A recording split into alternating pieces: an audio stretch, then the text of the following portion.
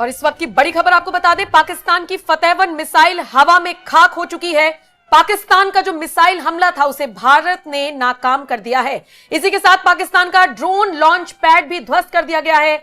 जवाबी हमले में लॉन्च पैड ध्वस्त किया गया है। इस वक्त की ये बड़ी खबर सामने आ रही है। अमृतसर में रेड अलर्ट जारी कर दिया गया है। जवाबी कार्रवाई में पाकिस्तान के 4 एयरबेस तबाह कर दिए गए हैं। सूत्रों के हवाले से बड़ी खबर आ रही है। वहीं श्रीनगर में मिसाइल सिस्टम सक्रिय कर दिया गया है। जमीन से हवा में मारक मिसाइल सक्रिय कर दिया गया है ताकि पाकिस्तान की हर एक कायराना हरकत का मुंह तोड़ जवाब दिया जा सके। तो इस वक्त की बड़ी खबर यही आ रही है कि पाकिस्तान की जो मिसाइल है फतेह-1 उसको हवा में ही ध्वस्त कर दिया गया है। और नम्रता, सबसे बड़ी खबर दर्शकों को यही बता दें कि फतेह-1 मिसाइल जो है पाकिस्तान की सबसे अहम सबसे खास मिसाइल है, जिसको वो तभी इस्तेमाल करता है जब किसी युद्ध में उसके पास आखिरी विकल्प रह जाता है, क्योंकि इसकी मारक क्षमता जो है 140 किलोमीटर तक की है। यानी 140 किलोमीटर तक ये जो अब किसी जिसको भी निशाना बनाकर ये दागी गई होगी वहां तबाही मचा देगा। लेकिन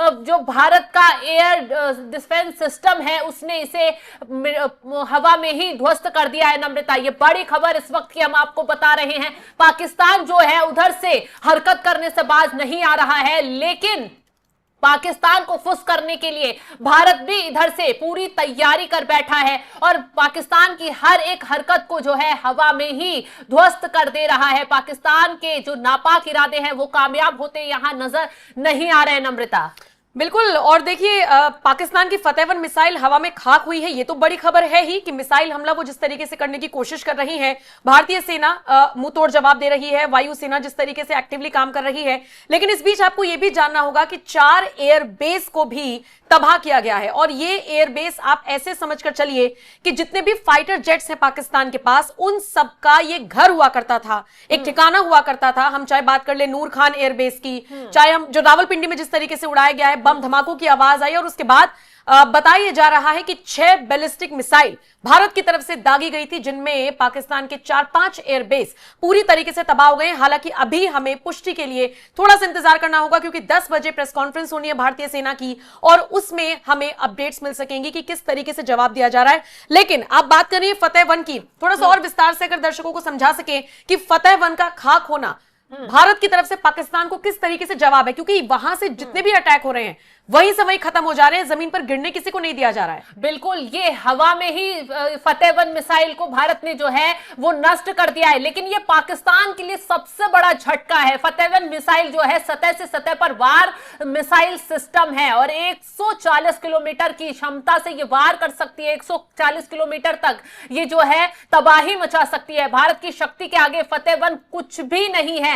यही वजह है कि इसे हवा में ही ध्वस्त कर दिया गया है।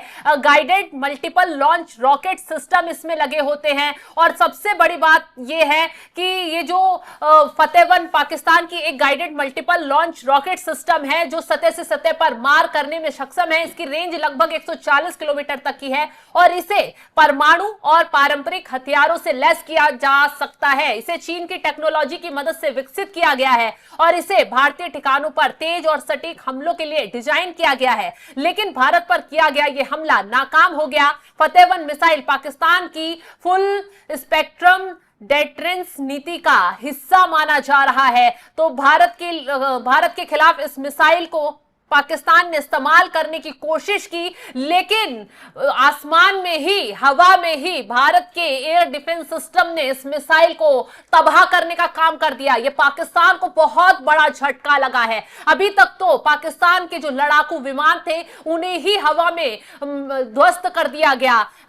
F-16 हो चाहे JF-17 हो, सभी को हवा में ही मार गिराया गया। और अब मिसाइल जो फतेह-1 मिसाइल है, जो सबसे अहम मिसाइल पाकिस्तान के पास थी, उसको भी हवा में ध्वस्त कर दिया गया। और सबसे बड़ी बात तो ये बता दें, चीन की मदद से ये मिसाइल जो तैयार की गई थी, यानी चीनी प्रोडक्ट का इस्तेमाल जो है पाकिस्तान भारत पर हमले के लिए कर रहा है, लेकिन चीन का दम भी भारत के आगे काम नहीं आ पा रहा, क्योंकि भारत की सेना की जो तैयारी है नम्रता, वो बहुत ताकतवर है। वो पाकिस्तान को जानता है, पाकिस्तान के वो भारत के आगे नहीं टिक पाएगा, लेकिन वो आधी रात में जिस तरीके की हरकत कर रहा है उसका जवाब उसे उसी तरीके से किया जा रहा है। और पाकिस्तान में इस वक्त इस कदर हाहाकार मचा हुआ है, उसके 4 एयरबेस तबाह कर दिए गए हैं। खबर ये बड़ी आ रही है सूत्रों के हवाले से कि एयरबेस पर जो है धमाके हुए हैं ताबड़तोड़ तरीके से, और कई ऐसे इलाके हैं जैसे रावलपिंडी हो गया, लाहौर हो गया, वहां ड्रोन से हमले लगातार हो रहे हैं।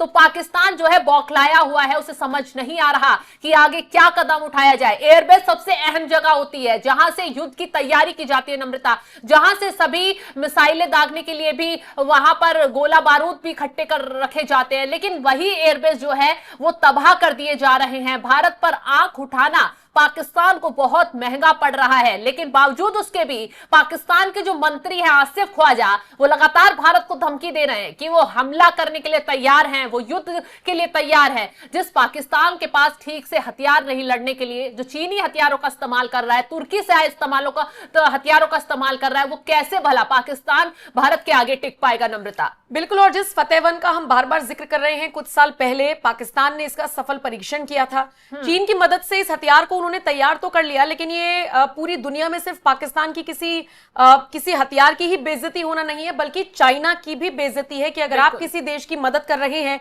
तो आप कौन से ऐसे इक्विपमेंट्स लगा रहे हैं जो वक्त पड़ने पर उनके काम ही नहीं आ रहे। और वैसे भी चाइना के माल के लिए तो एक बात कही जाती है, चले तो चांद तक, नहीं चले तो शाम तक, बस वही वाली चीज है।